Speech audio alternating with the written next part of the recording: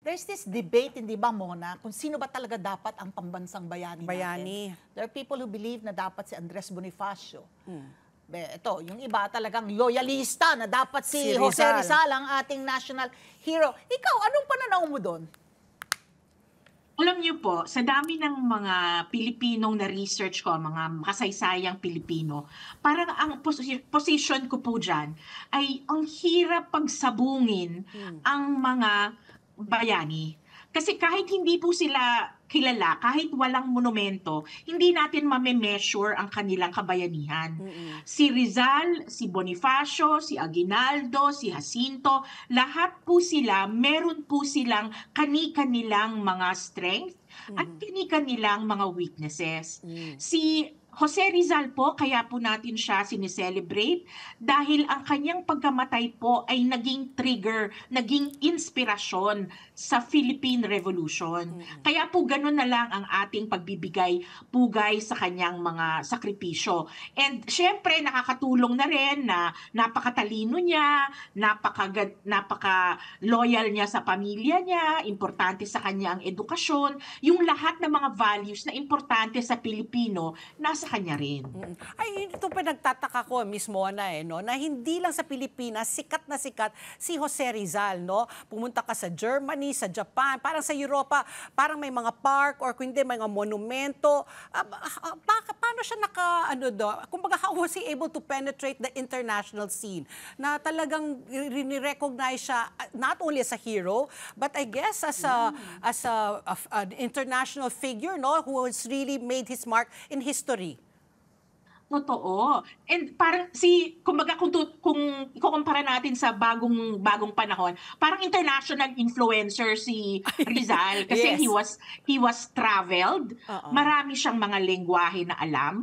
Pagkatapos hindi siya one-dimensional, kumbaga magaling siya sa science, magaling siya sa literature, magaling siya sa sports, kumbaga mahilig siya mag-eskrima-eskrima, mahilig siya sa kung ano, he was a sculptor. Oo. Tapos he was also an educator, lalo na nung nasa dapitan siya. Pinapasa niya yung alam niya sa mga mas nakababatang henerasyon. So talagang si Rizal po, he was he was a polyglot. Ang dami niyang mga taong nakakausap, nakakapag-connecta siya. So kahit nung panahon na yun, talagang kilala siya. Compared dun sa mga tao na nasa Pilipinas lang, hindi nagbabiyahe, at dalawang lengguwahe lang ang kayang salitain. What is it about Jose Rizal that is still relevant today? Especially, alam mo naman ngayon, panahon ng social media. No, if Rizal were alive today, paano niya kaya haharapin ang itong internet technology and social media? Mona? Sa palagay ko po, magiging relevant si Rizal sa bagong panahon kung titignan natin siya hindi bilang isang taong nakatayo sa monumento, kung hindi bilang regular na tao. Kasi kapag tinignan natin si Rizal na, okay, pareho pala kami, okay, may weaknesses din pala siya, okay, madami pala siyang girlfriend, kumaga marupok din siya, pag pinag-uusapan natin si Rizal in that context, parang mas nakakapag-connect ang mga tao sa kanya. Hindi siya masyadong parang dinidistance na parang historical figure from the past na imposible nang maging present ngayon. Kasi ngayong panahon na to, kailangan natin ng tapang ni Jose Rizal. Kailangan natin yung paninindigan na ito ang tama, ito ang hindi. At yung pagsuporta ba sa mga taong nagkakaroon din ng ganong klaseng experience. Halimbawa, si Rizal, nung time na yung mga women of Malolos ay gustong mag-aral ng Espanyol dahil importante sa kanya ang pag-aaral, talagang sumulat siya ng open letter at pinadala niya kay na ate girl na, uy, I support you, go girls, di ba? So ganun po yung yung gusto nating makita ngayong panahon ngayon sa mga kabataan. Oo. Pero Miss Mona, ang nakakalungkot, no, we hear about his love life, yung kay Josephine Bracken, pero wala among others, oo. Pero wala silang anak. Pero paano ba yung kanya as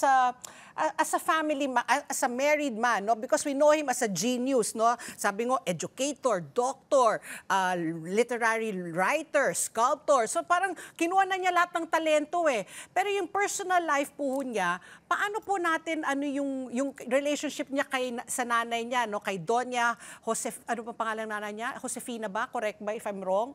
Josefina Teodora ba? po.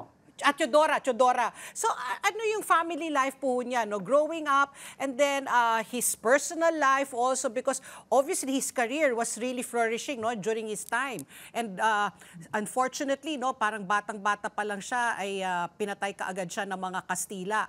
Opo. Siyempre, ang pamilya, hindi lang naman yung asawa at anak, di ba? Tama po kayo, hindi na siya nagkaanak. Pero marami po tayong mababasa ng mga sulat niya sa mga kapatid niya. So he was very close to his sisters, he was very close to his parents. At ang maganda po kay Rizal, dahil nga siya ay mahilig magsulat, napakarami nating makikitang mga sulat between them. At nung siya po ay nasa dapitan, pumupunta siya binibisita siya ng ilang kapatid niya, yung mga pamangkin niya nasa kanya dahil gusto ng mga kapatid na turuan ni Pepe yung kanyang mga pamangking lalaki. So napaka-close po nung kanilang relationship. And if you look at the letters at yung mga books ni Ambeth Ocampo, doon niyo po makikita yung mga things that will make him relatable. Halimbawa, mahilig siya magpabili sa mga kapatid niya. Uy, pakibili naman ako ng bisikleta. Uy, paki-add to cart naman ito. Yung mga ganun po, talagang pareho lang. Parang Pinoy na Pinoy at relate ang mga tao ngayon sa experience ni Rizal at ng kanyang pamilya. Yung kanyang mga kapatid po, syempre sila yung may mga descendants ngayon. At yung mga descendants ng mga kapatid niya, talaga pong linulook up ang legacy ni Lolo Pepe. Kaya sa palagay ko po, in their own way, they are trying to live up to the legacy of their very famous relative.